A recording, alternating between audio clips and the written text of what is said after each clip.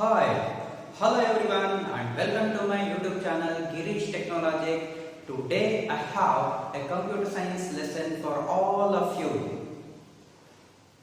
To introduce the topic, I have a question on the screen. There are two images. You have to identify who they are. For that you will get 15 seconds of time.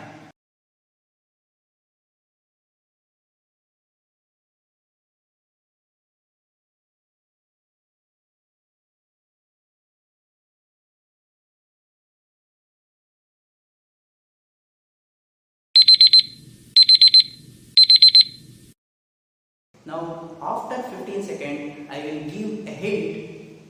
They are father and son. For that you will get another 15 seconds of time.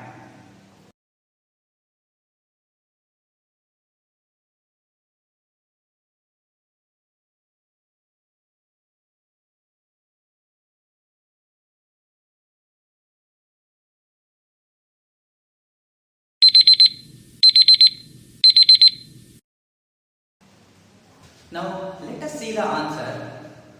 Yes, they are famous Bollywood actors, great dancer Hrithik Roshan along with his father Rakesh Roshan. Now let us rewind 1 minute before. We started comparing those two images and after getting the hint we started comparing, but along with there may be chances of some relationship. We thought that there is a similarities between those two images. There is a relationship between father and son, parent and child. That relationship is called as inheritance. So today's topic is inheritance, which talks about parent-child relationship. Before starting today's topic, I will give some basic ideas so that you can understand the topic very easily. We all know that computer science and technology is playing a major role in our daily lives. So, present and future is totally dependent on technology. So, computer science and technology and internet, 4G, Wi-Fi, laptop, smartphone, mobile phone, WhatsApp, Facebook, YouTube, but do you think we had the same kind of advanced technology 25 years ago or 20 years ago? I have a small video which tells the difference between old technology and new technology. Let us have a glance at this video.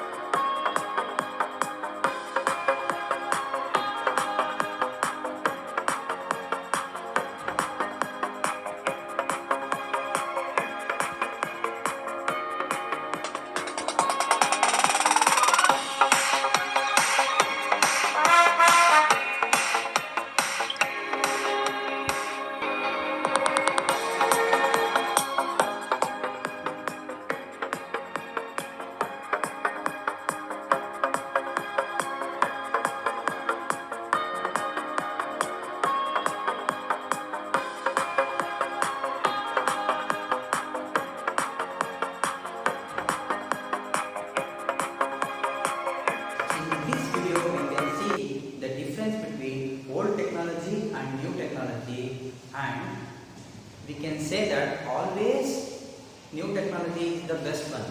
ನಾವೇನು ಹೇಳ್ತೀವಿ, ಹೊಸ car ಚೆನ್ನಾಗಿದೆ, ಹಳೆ car ಚೆನ್ನಾಗಿಲ್ಲ, ಹೊಸ mobile ಚೆನ್ನಾಗಿದೆ, ಹಳೆ mobile ಬೇಡ, ಹೀಗೆ ಹೇಳ್ತೀವಿ. ಯಾಕೆ ಅಂತಂದರೆ ಹೊಸ ಕಾರ್ ತುಂಬ ಚೆನ್ನಾಗಿರುತ್ತೆ, ಕಲರಲ್ಲಿ ಪರ್ಫಾರ್ಮೆನ್ಸ್ ಚೆನ್ನಾಗಿರುತ್ತೆ, ಮೈಲೇಜ್ ಚೆನ್ನಾಗಿರುತ್ತೆ, ಫೀಚರ್ಸ್ ಎಲ್ಲ ಚೆನ್ನಾಗಿರುತ್ತೆ. ಹಾಗೆ ಹೊಸ ಮೊಬೈಲ್ ಆದರೂ ಅದ್ರ ಫೀಚರ್ಸ್ ಎಲ್ಲ ಚೆನ್ನಾಗಿರುತ್ತೆ, ಸ್ಪೀಡ್ ಆಗಿರುತ್ತೆ, ಹೊಸ ಹೊಸ ಫೀಚರ್ಸ್ ಇರೋದ್ರಿಂದ ಹೊಸ ಮೊಬೈಲ್ನ ಬೇಕು ಅಂತೀವಿ, ಹಳೆ ಮೊಬೈಲ್ ಬೇಡ ಅಂತೀವಿ. But we have to look in a different direction to observe the technicalities of the new technology. That is, old technology is the base for new technology, old car is the base for new car. So having said that, when we add new features on top of the old car, we will get the new car. So that is why we need not have to neglect the old technology. Instead of that, we can say that new technology is the result of old technology. Along with, in addition, we can add so many improvement features so that we will get new technology. With this, we will discuss today's topic, inheritance, with simple examples. Let's get started with the lesson, inheritance. While discussing inheritance, we use some of the keywords repeatedly, such as OOPS, that is object oriented programming. We frequently use it as OOPS. Parent class is also called as base class, existing class, or superclass. Similarly, child class is also called as derived class, new class, and subclass. Inheritance is parent-child relationship. In other words, the relationship between parent class and child class is inheritance, so that all the properties and behaviors of parent class will acquired by child class. Computer ಸೈನ್ಸ್ನಲ್ಲಿ ಒಂದು ತುಂಬ ಒಳ್ಳೆ concept ಇದೆ. ಯಾವುದು ಅಂದರೆ object oriented programming ಅಂತ. ನಾವು ಸಿಂಪಲ್ಲಾಗಿ ಅದನ್ನು ರಿಪೀಟಾಗಿ ಕರಿತಾ ಇರಬೇಕಾದ್ರೆ ಫ್ರೀಕ್ವೆಂಟ್ಲಿ ನಾವು ಊಪ್ಸ್ ಅಂತ ಕರಿತೀವಿ.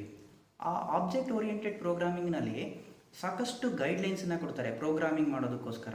ಆಬ್ಜೆಕ್ಟ್ ಓರಿಯೆಂಟೆಡ್ ಪ್ರೋಗ್ರಾಮಿಂಗನ್ನು ಆಬ್ಜೆಕ್ಟ್ ಓರಿಯೆಂಟೆಡ್ ಪ್ರೋಗ್ರಾಮಿಂಗ್ ಮೆಥಡಾಲಜಿ ಅಂತ ಕೂಡ ಕರಿತೀವಿ. ಈ ಒಂದು ಮೆಥಡಾಲಜಿನಲ್ಲಿ ಸಾಕಷ್ಟು ಗೈಡ್ಲೈನ್ಸ್ ಇದೆ ಪ್ರೋಗ್ರಾಮಿಂಗ್ ಮಾಡೋಕ್ಕೆ. ನಾವು C++, ಜಾವಾ ಪ್ರೋಗ್ರಾಮ್ ಬರೀಬೇಕಾದ್ರೆ ಸಾಕಷ್ಟು ರೂಲ್ಸ್ ಬೇಕಾಗುತ್ತೆ, ನಮಗೆ ಒಂದು ಗೈಡ್ಲೈನ್ಸ್ ಬೇಕಾಗುತ್ತೆ. ಇಲ್ಲಾಂದರೆ ಪ್ರೋಗ್ರಾಮ್ನ ಸರಿಯಾಗಿ ನಾವು ಬರೆಯೋದಕ್ಕಾಗಲ್ಲ.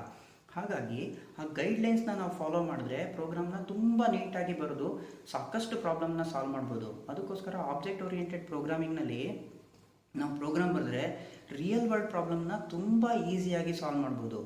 Object oriented programming concept use ಮಾಡಿಲ್ಲ ಅಂತಂದರೆ ನಾವು ಪ್ರಾಬ್ಲಮ್ನ ಸಾಲ್ವ್ ಮಾಡ್ಬೋದು, ಆದರೆ ಸ್ವಲ್ಪ ಟಫ್ ಆಗುತ್ತೆ, ತುಂಬ ಡಿಫಿಕಲ್ಟ್ ಆಗಿ ಪ್ರೋಗ್ರಾಮ್ನ ಬರೆದು ಸಾಲ್ವ್ ಮಾಡಬೇಕಾಗುತ್ತೆ. ಅದಕ್ಕೋಸ್ಕರ ಆಬ್ಜೆಕ್ಟ್ ಓರಿಯೆಂಟೆಡ್ ಪ್ರೋಗ್ರಾಮಿಂಗಲ್ಲಿ 3 ಇಂಪಾರ್ಟೆಂಟ್ ಫೀಚರ್ಸ್ ಇದೆ: ಎನ್ಕ್ಯಾಪ್ಸುಲೇಷನ್, ಪಾಲಿಮಾರ್ಫಿಸಮ್ ಆ್ಯಂಡ್ ಇನ್ಹೆರಿಟೆನ್ಸ್.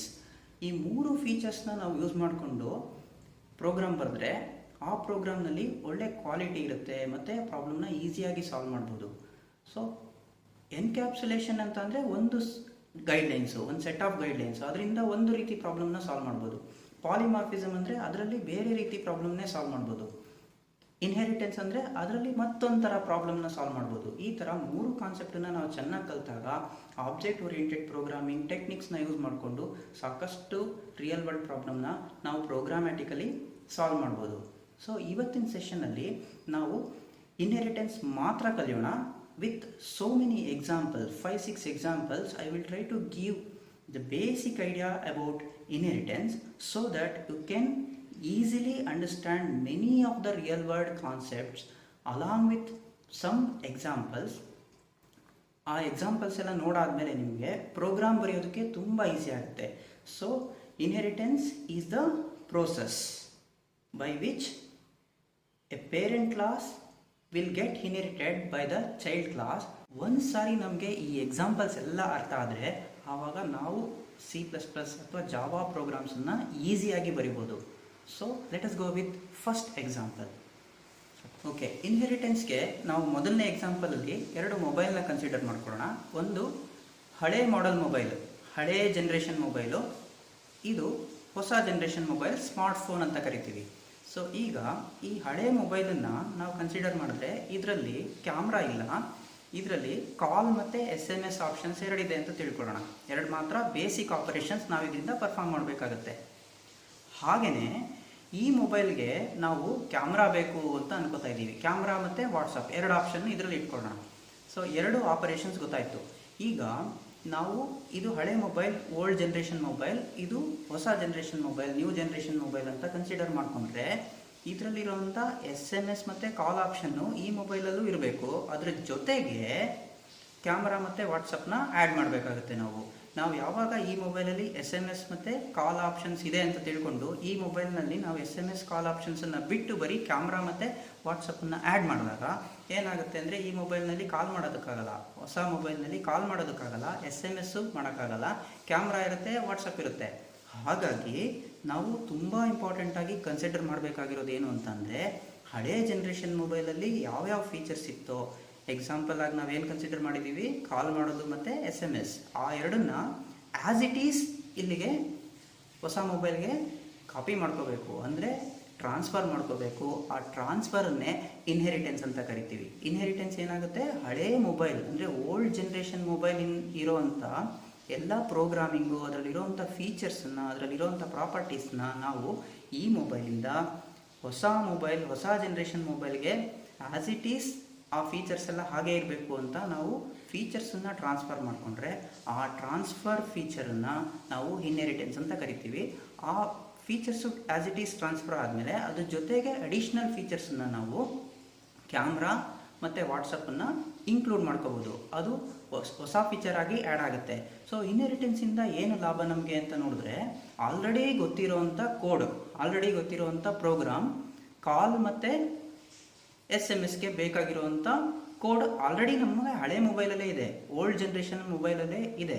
ಅದನ್ನು ಆ್ಯಸ್ ಇಟ್ ಈಸ್ ಟ್ರಾನ್ಸ್ಫರ್ ಮಾಡ್ಕೊಂಡ್ಮೇಲೆ ಆ ಕೋಡನ್ನು ಮತ್ತೆ ನಾವು ಬರೆಯೋದು ಬೇಕಾಗಲ್ಲ. ಆ ಕೋಡನ್ನು ನಾವು ಈ ಹೊಸ ಮೊಬೈಲಲ್ಲಿ ರೀಯೂಸ್ ಮಾಡ್ಕೋಬೋದು.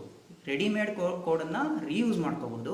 ಹೊಸ ಕೋಡ್ ಯಾವುದಕ್ಕೆ ಬರೀಬೇಕು ಅಂತಂದರೆ ಕ್ಯಾಮ್ರಾ ಮತ್ತು ವಾಟ್ಸಪ್ಗೆ ಹೊಸ ಪ್ರೋಗ್ರಾಮ್ನ, ಹೊಸ ಆ್ಯಪನ್ನ ಇನ್ಕ್ಲೂಡ್ ಮಾಡ್ಕೋಬೇಕಾಗುತ್ತೆ. ಹಾಗಾಗಿ one of the most important advantage of inheritance is reusability. So reusability ಅನ್ನೋದು ತುಂಬ ಇಂಪಾರ್ಟೆಂಟ್ ಅಡ್ವಾಂಟೇಜ್ ಆಗುತ್ತೆ ಇನ್ಹೆರಿಟೆನ್ಸಲ್ಲಿ.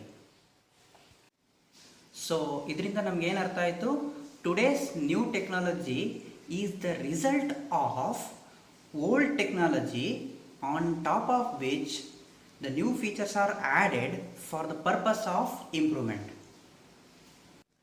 ಇಲ್ಲಿ ಮತ್ತೊಂದು ಎಕ್ಸಾಂಪಲ್ ಇದೆ. ಇದರಲ್ಲಿ ಒಂದು ಮನೆ, ಈ ಮನೆ ತಂದೆಯಿಂದ ಮಕ್ಕಳಿಗೆ ಟ್ರಾನ್ಸ್ಫರ್ ಆದಾಗ ಆ ಮನೆ ಆ್ಯಸ್ ಇಟ್ ಈಸ್ ಟ್ರಾನ್ಸ್ಫರ್ ಆಗುತ್ತೆ. ಸೊ ಇಲ್ಲಿ ತಂದೆನ ಪೇರೆಂಟ್ ಕ್ಲಾಸ್ ಅಂತ ಕರಿಬೋದು, ಹಾಗೆ ಮಕ್ಕಳನ್ನ ಚೈಲ್ಡ್ ಕ್ಲಾಸ್ ಅಂತ ಕರೆಯೋಣ. ಹಾಗೆ ಈ ಮನೆ ಟ್ರಾನ್ಸ್ಫರ್ ಆದಾಗ ಮನೆ ಆ್ಯಸ್ ಇಟ್ ಈಸ್ ಟ್ರಾನ್ಸ್ಫರ್ ಆಗುತ್ತೆ, ಆ ಮಕ್ಕಳು ಆ ಮನೆನ ಹಾಗೆ ಯೂಸ್ ಮಾಡ್ತಾರೆ. ಸೊ ಇದನ್ನೇ ರೀಯೂಸಬಿಲಿಟಿ, ಅಲ್ಲಿರುವಂಥ ಮನೆನ ಮತ್ತೆ ಯೂಸ್ ಮಾಡಿದಾಗ ಅದು ರೀಯೂಸಬಿಲಿಟಿ ಆಗುತ್ತೆ. ನಾನು ಆಗಲೇ ಹೇಳಿದೆ ಇನ್ಹೆರಿಟೆನ್ಸಲ್ಲಿ ರೀಯೂಸಬಿಲಿಟಿ ಅನ್ನೋದು ತುಂಬ ಇಂಪಾರ್ಟೆಂಟ್ ಅಡ್ವಾಂಟೇಜ್ ಅಂತ. ಸೊ ಇಲ್ಲೂ ಕೂಡ ರೀಯೂಸಬಿಲಿಟಿ ಆಗ್ತಾ ಇದೆ. ಆ ಮನೆನ ಇಂಪ್ರೂವ್ಮೆಂಟ್ ಪರ್ಪಸ್ಗೋಸ್ಕರ ಮಕ್ಕಳು ಅದನ್ನು ಇನ್ನೂ ದೊಡ್ಡದಾಗಿ ಕಟ್ಟಿಸ್ಕೋಬೋದು. ಹಾಗೆಯೇ ಅದರಲ್ಲಿ ಸೆಕೆಂಡ್ ಫ್ಲೋರ್, ಥರ್ಡ್ ಫ್ಲೋರ್ ಅಂತ ಎಲ್ಲ ಆ ಮನೆನ ಇನ್ನೂ ದೊಡ್ಡದಾಗಿ ಬಿಲ್ಡ್ ಮಾಡ್ಬೋದು. ಸೊ ಹಾಗಾಗಿ ಇನ್ಹೆರಿಟೆನ್ಸಲ್ಲಿ ನಾವು ಕನ್ಸಿಡರ್ ಮಾಡಬೇಕಾದ್ರೆ ಆ ಮನೆ ಒಂದು ಪ್ರಾಪರ್ಟಿ, ಆ ಮನೆ ಒಂದು ಆಸ್ತಿ, ಅದನ್ನು ತಂದೆಯಿಂದ ಮಕ್ಕಳಿಗೆ ಅಥವಾ ಒಂದು ಜನ್ರೇಷನಿಂದ ಇನ್ನೊಂದು ಜನ್ರೇಷನ್ಗೆ ಟ್ರಾನ್ಸ್ಫರ್ ಆಗೋ ಒಂದು ಫೀಚರ್ನ ಇನ್ಹೆರಿಟೆನ್ಸ್ ಅಂತ ಕರಿತೀವಿ. ಈ ಎಕ್ಸಾಂಪಲಿಂದನೂ ನಾವು ಇನ್ಹೆರಿಟೆನ್ಸ್ ಅಂದರೆ ಏನು ಅಂತ ಈಸಿಯಾಗಿ ಅರ್ಥ ಮಾಡ್ಕೋಬೋದು. ಓಕೆ, ಹಾಗೆ ಪೇರೆಂಟ್ಸಿಂದ ಚಿಲ್ಡ್ರನ್ಸ್ಗೆ ಮನೆ ಅಷ್ಟೇ ಅಲ್ಲ, ಮನೆ ಆಸ್ತಿ ಅಷ್ಟೇ ಅಲ್ಲ, ಸಾಕಷ್ಟು ಬೇರೆ ಬೇರೆ ಫ್ಯಾಕ್ಟರ್ಸು ಕೂಡ ಟ್ರಾನ್ಸ್ಫರ್ ಆಗುತ್ತೆ. ಸೊ ಹೇಗೆ ಪೇರೆಂಟ್ಸ್ ಫಾಲೋ ಮಾಡ್ತಿರ್ತಾರೋ ಅದನ್ನು ನೋಡಿ ನೋಡಿ ಮಕ್ಕಳು ಕೂಡ ಅದನ್ನೇ ಫಾಲೋ ಮಾಡ್ತಾರೆ. ಫಾರ್ ಎಕ್ಸಾಂಪಲ್ ಫುಡ್ ಸ್ಟೈಲು, ಆಹಾರ ಪದ್ಧತಿ, ಅವರು ಯಾವ ರೀತಿ ಫುಡ್ ಸ್ಟೈಲ್ನ ಫಾಲೋ ಮಾಡ್ತಿದ್ರೋ ಡೈಲಿ ಅದನ್ನು ಮಕ್ಕಳು ಅದನ್ನೇ ಫಾಲೋ ಮಾಡ್ತಾ ಹೋಗ್ತಾರೆ. ಅಲ್ಲೂ ಕೂಡ ಟ್ರಾನ್ಸ್ಫರ್ ಆಗುತ್ತೆ, ಅಲ್ಲೂ ಕೂಡ ಇನ್ಹೆರಿಟೆನ್ಸ್ ಇದೆ. ಹಾಗೆ ನೋಡ್ತಾ ಹೋದರೆ ಜೆನೆಟಿಕ್ ಫ್ಯಾಕ್ಟರ್ಸ್ ಟ್ರಾನ್ಸ್ಫರ್ ಆಗೋದ್ರಿಂದ ಏನಾಗುತ್ತೆ ಅಂದರೆ ತಂದೆ ಮೂಗು ಮತ್ತು ಮಕ್ಕಳು ಮೂಗು ಒಂದೇ ಥರ ಇದೆ ಅಂತ ಹೇಳ್ತಾರೆ. ಹಾಗೆ ತಂದೆ ಕಪ್ಪಗಿದ್ರೆ ಮಗ ಕಪ್ಪಗಿದ್ದಾನೆ, ಅಪ್ಪನ ಥರನೇ ಇದ್ದಾನೆ ಅಂತ ಹೇಳ್ತಾರೆ ನೋಡಿ. ಹಾಗೆ ತಾಯಿಯಂತೆ ಮಗಳು, ತಂದೆಯಂತೆ ಮಗ, ಹೀಗೆಲ್ಲ ಹೇಳ್ತಾರೆ ಅಂತಂದರೆ ಅಲ್ಲಿ ಜೆನೆಟಿಕ್ ಫ್ಯಾಕ್ಟರ್ಸು ಟ್ರಾನ್ಸ್ಫರ್ ಆಗಿರುತ್ತೆ. ಅದ್ರ ಜೊತೆಗೆ ಲ್ಯಾಂಗ್ವೇಜು, ಪೇರೆಂಟ್ಸ್ ಯಾವ ಲ್ಯಾಂಗ್ವೇಜ್ನ ಮಾತಾಡ್ತಾ ಇರ್ತಾರೋ, ಯಾವ ಭಾಷೆನ ಮಾತಾಡ್ತಾ ಇರ್ತಾರೋ, the same language will also be inherited to children. Similarly celebration of functions and festivals, ಯಾವ್ಯಾವ ಫಂಕ್ಷನ್ಸನ್ನ ಯಾವ್ಯಾವ ಫೆಸ್ಟಿವಲ್ಸನ್ನ ಹೇಗೆ ಸೆಲೆಬ್ರೇಟ್ ಮಾಡ್ತಿರ್ತಾರೋ ಅದನ್ನೆಲ್ಲ ಪೇರೆಂಟ್ಸ್ನ ನೋಡಿ ನೋಡಿ ನೋಡಿ ಮಕ್ಕಳು ಅದನ್ನು ಕಲಿತಾ ಹೋಗ್ತಾರೆ. ಒಂದು ರೀತಿ ಟ್ರಾನ್ಸ್ಫರ್ ಆದಂಗೆ ಆಗುತ್ತೆ, ಜನ್ರೇಷನಿಂದ ಜನ್ರೇಷನ್ಗೆ ಟ್ರಾನ್ಸ್ಫರ್ ಆಗ್ತಾ ಹೋಗುತ್ತೆ.